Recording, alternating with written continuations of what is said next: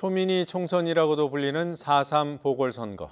경남 창원 성산과 통영 고성 두 곳에서 국회의원을 뽑는 투표가 진행되고 있습니다.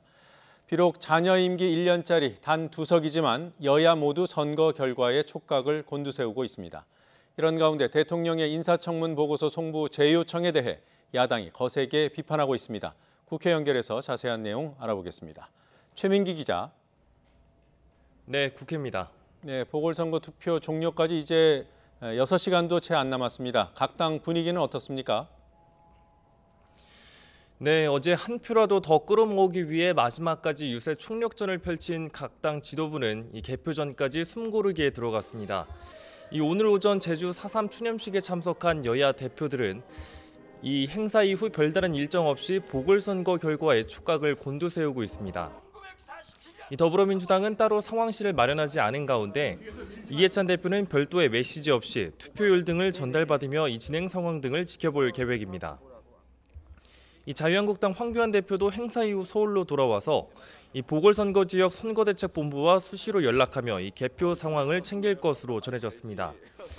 바른미래당 손학규 대표와 정의당 이정미 대표는 추념식 참석 이후 창원으로 돌아가 이 지역 유권자들의 투표 참여를 독려하는 등 끝까지 긴장을 놓지 않았습니다. 손 대표와 이 대표는 이후 창원의 각 당의 선거사무소에서 개표 방송을 시청할 예정입니다. 그리고 청와대가 어제 김현철, 박영선 두 후보자의 인사청문 보고서 송부를 다시 요청한 것을 두고 여야 갈등이 점점 더 커지는 모양새군요. 네, 자유한국당 나경원 원내대표는 오늘 이와 관련해서 긴급 원내대책회의를 소집했습니다.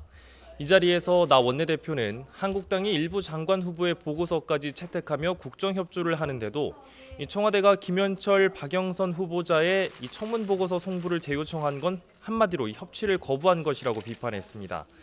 그러면서 검증을 제대로 못한 민정 라인의 교체는 너무 당연하다며 공세 수위를 높였습니다.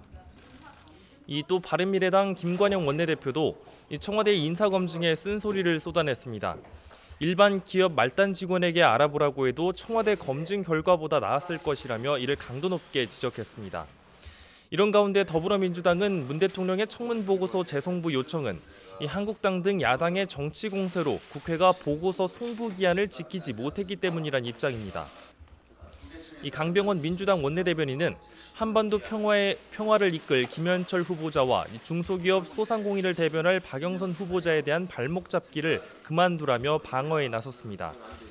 한국당 등 야당은 김현철, 박영선 후보자만큼은 절대 안 된다는 상황이고 반면 여당은 이미 조동호, 최정호 두 명의 후보자가 낙마한 상황에서 더 추가 낙마는 없다고 맞서면서 이를 둘러싼 갈등은 한층 더 커질 것으로 보입니다. 지금까지 국회에서 YTN 최민기입니다.